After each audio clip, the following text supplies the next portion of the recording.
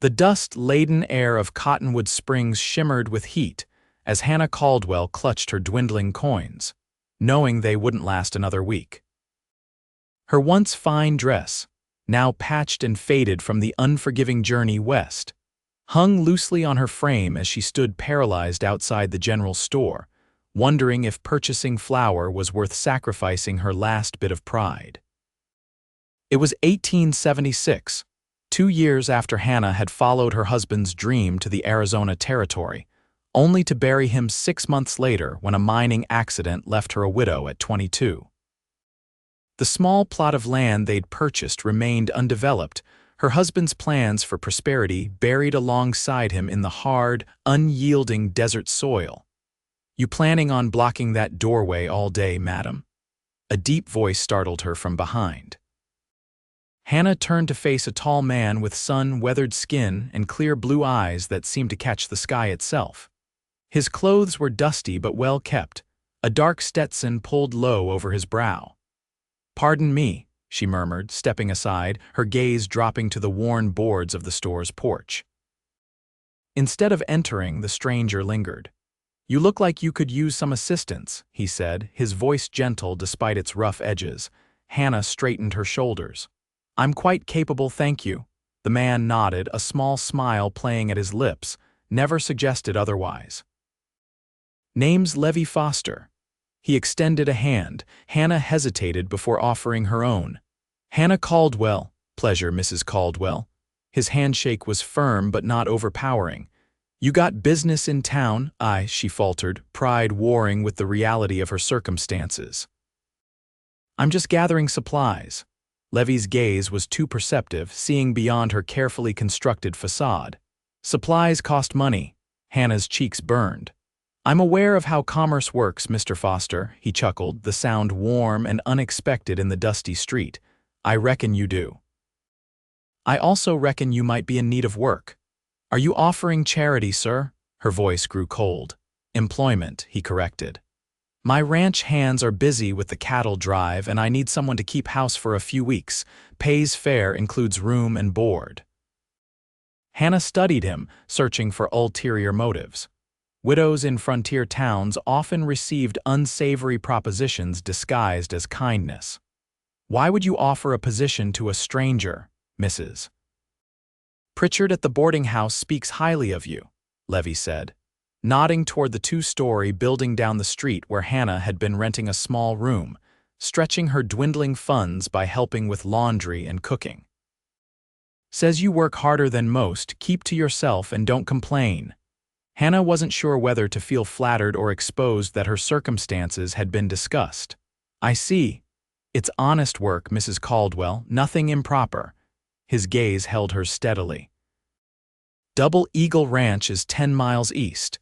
You can ride out with me today if you're agreeable, or meet me here tomorrow morning if you need time to consider."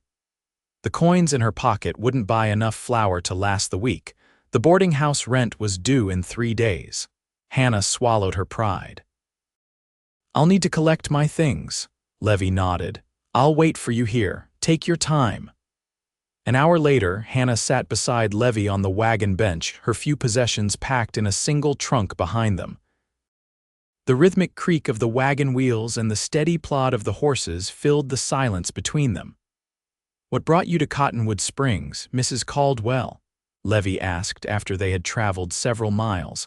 Hannah watched the landscape roll by, scrub brush and cacti dotting the red earth. "My husband, he had dreams of striking it rich in the silver mines. And now, he's buried on a hill overlooking the valley." Her voice remained steady through years of practice. "Tunnel collapsed 2 years ago." Levi removed his hat, held it briefly against his chest. "I'm sorry for your loss." The simple sincerity in his voice threatened to crack her carefully maintained composure. "Thank you." They traveled in companionable silence for a while longer before Levi spoke again. "The land can be cruel out here, but it has its beauty too." Hannah followed his gaze to the distant mountains, purple against the vast blue sky. "It's different from Kentucky. Everything here feels exposed. Kentucky, is it? Long way from home." "This is home now," she said firmly, "or it was supposed to be." Levi replaced his hat, adjusting it against the sun. Sometimes home finds us in unexpected places. As they crested a hill, the Double Eagle Ranch came into view, a sprawling main house built of sturdy timber, several outbuildings, corrals, and in the distance, grazing cattle dotting the landscape. "It's larger than I expected," Hannah said, unable to hide her surprise. "Been in my family for 20 years. My father started with nothing but 100 acres and 10 head of cattle, built it up before the war." Pride resonated in his voice. "He didn't make it back from Gettysburg. Ma passed 3 years ago. You've been managing alone since then?" "Got good men working for me. Ranch foreman Jacob Miller has been with us since I was knee-high to a grasshopper, but with most hands on the drive to Santa Fe, place gets quiet." As they approached the house, Hannah noted the well-maintained exterior but could see signs of neglect in the overgrown garden beds that once must have been carefully tended. The porch wrapped around the front of the house, rocking chairs sitting empty. Levi helped her down from the wagon, his hands strong and sure at her waist. Hannah was conscious of how long it had been since anyone had touched her, even in such an innocent manner. "I'll show you inside, get you settled," he said, carrying her trunk with ease. The interior of the house was clean but sparse, functional rather than decorative. The front room held a large stone fireplace, several comfortable chairs, and bookshelves lined with more volumes than Hannah had expected to find in a ranch house. "Kitchen's through there," Levi indicated. "Your room will be upstairs, second door on the right. Used to be my sister's before she married and moved to California." Hannah followed him up the stairs, noting the solid craftsmanship of the house. The bedroom was small but pleasant, with a narrow bed covered in a patchwork quilt, a dresser, and a window overlooking the ranch yard. "It's lovely," she said, meaning it. Levi set her trunk down. "Bathrooms at the end of the hall. We've got running water. My father was progressive that way. Had pipes installed before most folks around here even considered such luxuries." The mention of running water nearly brought tears to Hannah's eyes. At the boarding house, bathing meant hauling buckets from the pump in the yard to a tin tub in the kitchen after hours. "I'll leave you to get settled. Supper's usually at 6, but don't worry about cooking tonight. Mrs. Miller, Jacob's wife, brought over stew yesterday, just needs heating." "I can manage that," Hannah said, finding her footing in familiar territory. "And I'll begin a full cleaning tomorrow if that suits." Levi paused at the door. "Don't work yourself too hard, Mrs. Caldwell. This arrangement is meant to help us both." After he left, Hannah sat on the edge of the bed, running her hand over the smooth quilt. For the first time in months, perhaps years, she felt a small spark of hope. Temporary as this position might be, it was a reprieve, a chance to rebuild her strength and resources before facing whatever came next. Over the following days, Hannah fell into a comfortable routine. She rose before dawn to prepare breakfast for Levi and the few ranch hands who remained. She scrubbed floors, washed linens, and gradually brought order to the kitchen that had clearly been managed by men uninterested in organization. By the end of the first week, she had made significant progress on the house and had even begun to reclaim the garden beds from the encroaching weeds. Levi was often gone during daylight hours, tending to the ranch, but they shared meals together in the evening. At first, conversation was stilted, but gradually they began to share stories, Levi of his childhood on the ranch, Hannah of her life in Kentucky before the journey west. "Did you always want to be a rancher?" Hannah asked one evening as they sat on the porch, watching the sunset paint the sky in brilliant oranges and purples.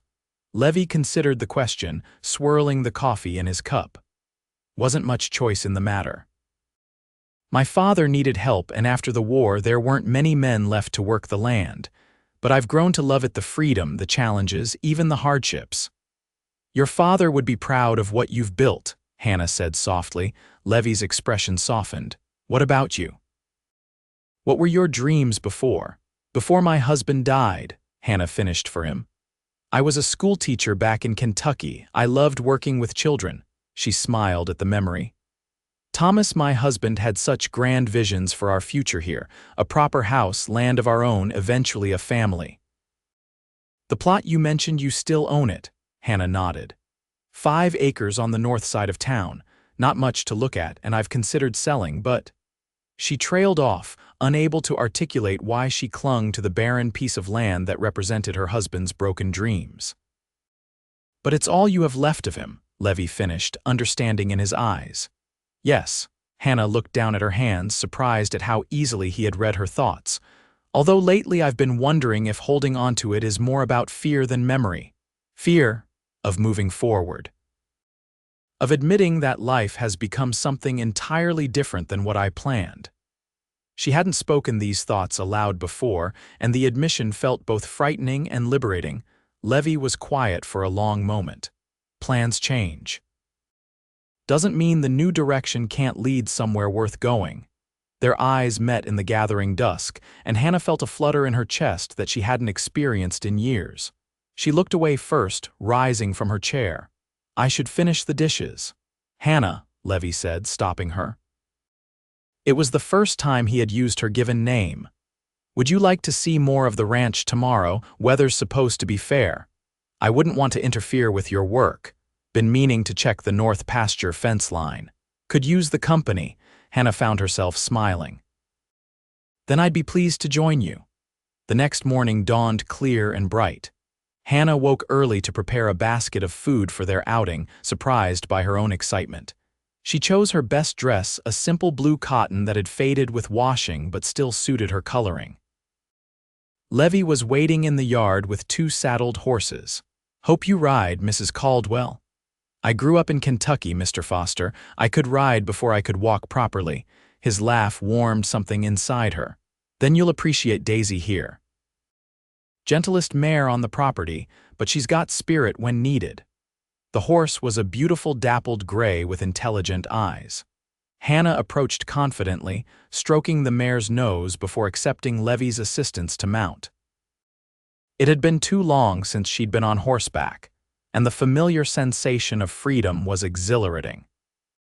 They rode at a leisurely pace, Levi pointing out features of the ranch, the creek that never ran dry even in summer, the hills where his cattle grazed during winter months, the boundary line where his property met the neighboring ranch. How many acres do you have now? Hannah asked as they paused atop a ridge overlooking a vast expanse of rangeland. Just over 2,000, not the biggest spread in the territory, but it's good land, self-sufficient with the creek and natural springs. Hannah tried to imagine owning so much space. Her 5 acres outside town seemed insignificant in comparison. It's beautiful. They continued riding, eventually stopping near a grove of cottonwood trees for their midday meal. Levi spread a blanket on the ground, and Hannah arranged the food she had packed: cold chicken, cornbread, apple preserves, and a jug of sweet tea. This is a feast, Levi said, settling across from her. Hardly that, but I wanted to thank you for showing me your land. They ate in comfortable silence for a while, the only sounds the rustle of leaves above them and the occasional whicker from the horses grazing nearby. You've made a real difference at the house, Levi said eventually. Feels more like a home again. Hannah felt a flush of pleasure at the compliment. I've enjoyed having meaningful work and proper space to cook. She hesitated before adding, I've been thinking about baking bread to sell in town once I return. There's no proper bakery in Cottonwood Springs yet. Levi studied her, something unreadable in his expression. You're planning to go back soon. The cattle drive returns next week, doesn't it? You won't need my services then. The arrangement was never about necessity, Hannah. The admission hung between them, changing the atmosphere as surely as if storm clouds had suddenly gathered. Hannah's heart beat faster as she met his gaze. What was it about then? She asked quietly. Levi reached across the blanket, his fingers stopping just short of hers. I noticed you that first day in town 3 months ago. You looked so determined despite everything when Mrs. Pritchard mentioned you were struggling. He shook his head. I wanted to help, but I knew you wouldn't accept charity. So you invented a position. The position is real enough. The house needed tending and you needed work. His eyes held hers. "But I would be lying if I said I hadn't hoped for the chance to know you better." Hannah should have felt manipulated, perhaps even angry. Instead, she found herself touched by his consideration for her pride. "You could have simply introduced yourself. Would you have given me the time of day, a widow still mourning approached by a stranger?" He was right, she realized. She would have politely rebuffed any personal overtures. "Probably not," she admitted. "I'm not sorry for the deception if it was one." Levi's voice was low, sincere. "These weeks have been the best I've had in years." Hannah felt the same, though admitting it aloud seemed a betrayal of her husband's memory. Instead, she changed the subject. "We should check that fence line you mentioned." If Levi was disappointed by her redirection, he didn't show it. They packed up their picnic and continued riding, the conversation turning to safer topics: the cattle market, the growing town, the possibility of the railroad reaching Cottonwood Springs within the next few years. As they were returning to the ranch in the late afternoon, dark clouds began gathering on the horizon. The air grew heavy with the promise of rain, a rare and welcome event in the arid territory. "Storm's coming in faster than I expected," Levi said, eyeing the sky. "We'd best hurry." They urged their horses to a faster pace, but the storm moved with surprising speed. They were still a mile from the ranch when the first fat raindrops began to fall, quickly intensifying to a downpour that soaked them within minutes. "There's a line shack up ahead," Levi shouted over the rain. "We can wait it out there." They pushed forward through the deluge, finally reaching a small wooden structure nestled among a stand of juniper trees. Levi dismounted quickly, helping Hannah down before leading the horses beneath a lean-to attached to the side of the cabin. Inside, the line shack was sparse but dry: a single room with a small stove, a narrow cot, a rough-hewn table with 2 chairs, and shelves stocked with basic supplies. "Not much, but it'll keep us dry," Levi said, shaking water from his hat. He moved to the stove, checking the firebox. "Got kindling and wood here. We can warm up while we wait." Hannah stood dripping on the plank floor, suddenly conscious of her soaked dress clinging to her form. She wrapped her arms around herself, shivering. Levi glanced at her, concern crossing his features. "You're freezing." "There should be some dry clothes in that trunk. Old things we keep out here for the hands when they're working this section." He busied himself with starting the fire, giving her privacy. Hannah found a flannel shirt and a pair of trousers in the trunk. She hesitated only briefly before stepping behind a screen in the corner to change. The clothing was far too large, but blissfully dry. She rolled up the sleeves and pant legs, securing the trousers with a piece of rope she found among the supplies. When she emerged, Levi had the fire going, casting a warm glow throughout the small space. He had removed his wet vest and outer shirt, wearing only a damp undershirt that revealed the strong contours of his shoulders and chest. He looked up, his expression softening at the sight of her in the oversized clothes. "Better. Much thank you." Hannah hung her wet dress near the stove, hoping it would dry quickly. "How long do these storms usually last?" "Hard to say. Could be an hour, could be all night." Levi moved to the shelves, checking supplies. "We've got coffee beans, some jerky. Not as good as your cooking, but it'll do if we're stuck here." The rain pounded against the roof, emphasizing their isolation. Hannah felt a curious mixture of nervousness and contentment as she sat in one of the chairs, watching Levi prepare coffee on the stove. "Tell me about your husband," Levi said unexpectedly as he worked. The request surprised her. "Why would you want to hear about Thomas?" "Because he was important to you, because understanding him helps me understand you." Levi poured the coffee into 2 tin cups, handing one to her before taking the opposite chair. Hannah warmed her hands around the cup, gathering her thoughts. He was a dreamer. Always saw possibilities where others saw obstacles. We met when I was teaching at the school where his sister attended. He courted me for nearly a year before proposing. She smiled at the memory. When he first suggested moving west, I thought he was joking. But Thomas had a way of making even the most outlandish ideas seem reasonable, even inevitable. You loved him very much. I did. Hannah looked into the depths of her coffee. But sometimes I wonder if I loved the dream as much as the man. The promise of adventure, of building something new together. And now, Hannah raised her eyes to meet his. Now I have nothing. No husband, no home of my own, no clear path forward. You have more than you realize, Levi said softly. Courage, strength, intelligence. You survived when many would have given up and gone back east. Stubborn pride, more likely, Hannah said with a self-deprecating smile. Call it what you will, but I admire it. Levi's gaze was steady, sincere. When I see you, Hannah Caldwell, I don't see a woman with nothing. I see someone with everything needed to build a remarkable life. The words touched something deep within her, a place that had been cold and dormant since Thomas's death. Thank you, she whispered. Outside, the storm continued unabated, rain drumming against the roof and wind whistling through the eaves. Inside, a different kind of storm was brewing between them, tension and attraction building with each passing moment. We should probably settle in, Levi said eventually, standing to check the windows. Doesn't look like we'll make it back to the ranch tonight. Hannah nodded, trying to ignore the implications of spending the night alone with him in the small cabin. I can sleep in the chair. Nonsense. You take the cot. I've slept on harder floors than this one. They prepared for the night in awkward silence, Levi making a pallet on the floor near the stove while Hannah settled onto the narrow cot. He extinguished the lamp, leaving only the glow from the stove to illuminate the cabin. Good night, Hannah, he said softly. Good night, Levi. Despite her exhaustion, sleep eluded Hannah. She lay awake listening to the rain and Levi's steady breathing, her mind filled with conflicting emotions. Guilt at the growing feelings for this man when her husband had been dead only 2 years. Fear of opening herself to possible heartache again, and beneath it all, a yearning for connection that she had denied for too long. Levi, she whispered after what seemed like hours. Are you awake? Yes, came his immediate response. Hannah sat up, drawing the blanket around her shoulders.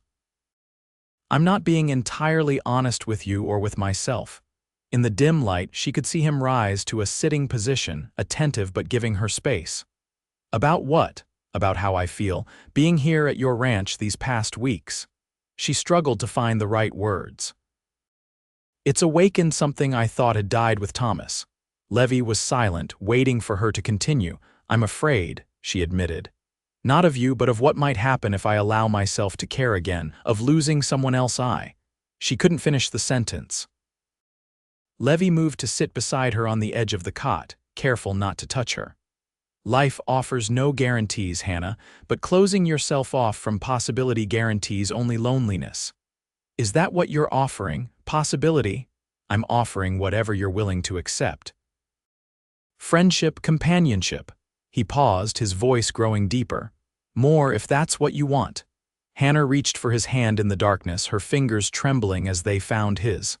I don't know what I want yet, but I think I'd like the chance to find out. Levi's hand closed around hers, warm and solid. Then we'll discover it together.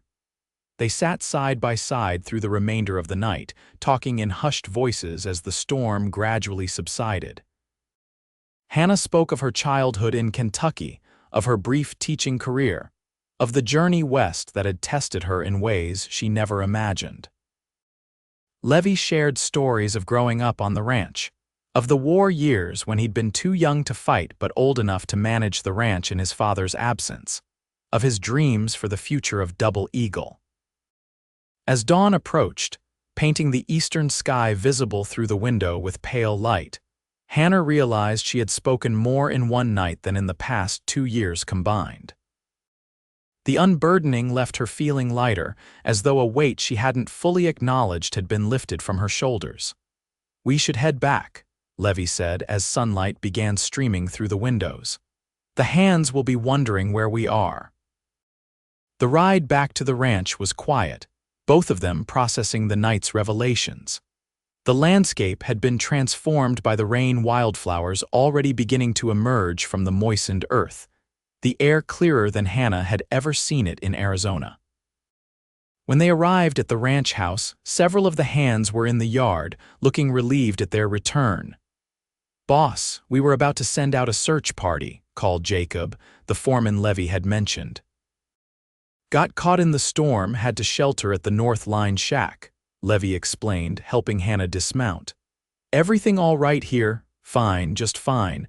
Messenger came from town though, telegram for Mrs. Caldwell." Hannah felt a spike of anxiety. No one would be sending her a telegram unless something was wrong. "For me," Jacob nodded, handing her a folded piece of paper. "Came yesterday evening." Hannah opened it with trembling fingers, reading the brief message within. "Offer on your land, stop $500 cash, stop buyer eager, stop reply soonest, stop Judge Parker. Is everything all right?" Levi asked, noting her expression. "Someone wants to buy my land. $500. Levi whistled low. That's a generous offer for unimproved acreage. It was indeed enough to start fresh anywhere she chose, perhaps even open the bakery she had been considering. Yet the thought of selling the last tangible connection to Thomas left her conflicted. "I need to think about it," she said. Over the next few days, Hannah found herself distracted by the decision before her.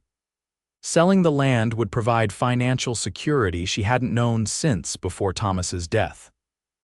But it would also mean closing the door on the life they had planned together, acknowledging once and for all that those dreams would never come to fruition. The cattle drive returned, bringing with it a flurry of activity as the ranch hands celebrated a successful journey. Hannah threw herself into cooking for the hungry men, grateful for the distraction. But she was acutely aware that her time at Double Eagle was drawing to a close. With the hands returned, her position as housekeeper was no longer necessary, even if it had been genuine to begin with. The evening after the cattle drive's return, Levi found her in the garden, pulling weeds with more force than necessary. "Hannah," he said softly, startling her from her thoughts. "May I speak with you?" She sat back on her heels, wiping her brow with the back of her hand. "Of course." Levi extended a hand to help her up, then led her to the bench beneath the old apple tree at the edge of the garden. "Have you decided about the land?" "Not yet. Part of me knows selling is the sensible choice, but it feels like letting go of Thomas." Hannah nodded, grateful for his understanding. "Is that foolish, clinging to a piece of land for sentimental reasons?" "Not foolish, human." Levi took her hand, his thumb tracing circles on her palm. "But consider this, Thomas wanted that land to provide a future for you. If selling it now gives you the means to build that future in a different way, wouldn't he approve?" Put that way, the decision seemed clearer. Thomas had always been practical beneath his dreaming. He would want her to use whatever resources she had to create a good life, not cling to an empty plot of land out of misplaced loyalty. "You're right," she said. "I'll send word to Judge Parker tomorrow that I accept the offer." Levi nodded but seemed distracted, as though he had more to say. "There's something else we need to discuss." Hannah's heart sank. This would be where he gently explained that her services were no longer needed, that she should return to town now that the cattle drive had returned. "The men are back, and I understand if you feel I should leave," she said, trying to make it easier for him. Levi looked startled. "Leave? That's not what I want at all, Hannah. But the position was temporary, the position, yes. But I was hoping you might consider a more permanent arrangement." Hannah stared at him, uncertain of his meaning. Levi shifted on the bench to face her fully, taking both her hands in his. "I told myself I'd wait, give you more time. But with the offer on your land, I'm afraid you might leave before I find the courage to say what needs saying." "And what is that?" Hannah asked, her voice barely above a whisper. "That these weeks with you have been the happiest I can remember. That the thought of you leaving makes this place seem empty before you've even gone." His eyes held hers, earnest and vulnerable. "That I've fallen in love with you, Hannah Caldwell, and I'm asking you to stay, not as my housekeeper but as my wife." Hannah caught her breath, shocked by the declaration despite the growing connection between them. "Levi, you don't need to answer now," he said quickly. "I know it's sudden, I know you're still healing, but I wanted you to know where I stand before you make decisions about your future." Hannah looked at their joined hands. then at the ranch house that had begun to feel like home, at the land stretching out before them bathed in the golden light of sunset. She thought of Thomas, of the dreams they had shared, and realized with sudden clarity that the best way to honor those dreams was to be brave enough to embrace new ones. "I don't need time," she said softly. "Not for this." Hope flared in Levi's eyes. "What are you saying?" "I'm saying that I came west looking for a new beginning, and I think I've found it, just not where or how I expected." She squeezed his hands. "I care for you, Levi, deeply. Enough to want to build a life here with you." The joy that transformed his face was answer enough, but his words, whispered just before he leaned in to kiss her, sealed the promise between them. "When I first saw you standing outside that store, looking so determined despite everything, I knew you were someone special. You said you had nothing, but Hannah, you're everything. Everything I never knew I was waiting for." 3 months later, Hannah stood in the doorway of the Double Eagle Ranch house, watching as the community gathered in the yard for their wedding celebration. The money from her land sale had been invested in improvements to the ranch, including expanding the garden and adding a proper orchard. Levi approached from behind, wrapping his arms around her waist and resting his chin on her shoulder. "Having second thoughts, Mrs. Foster?" he teased. Hannah leaned back against him, savoring the solidity of his presence. "Not a single one." "Good, because Jacob would never let me hear the end of it if you left me at the altar," she laughed, turning in his arms to face him. "Remember when I told you I had nothing?" "I remember everything about that day." "I was wrong," Hannah said, rising on tiptoes to kiss him softly. "I had everything I needed, I just couldn't see it yet." Levi smiled against her lips. "And now I have everything I want as well." The setting sun cast long shadows across the ranch yard as they joined their guests. Stepping together into the future, they would build a future neither had imagined when a desperate widow and a lonely rancher first crossed paths in a dusty frontier town, each finding in the other exactly what they didn't know they were searching for.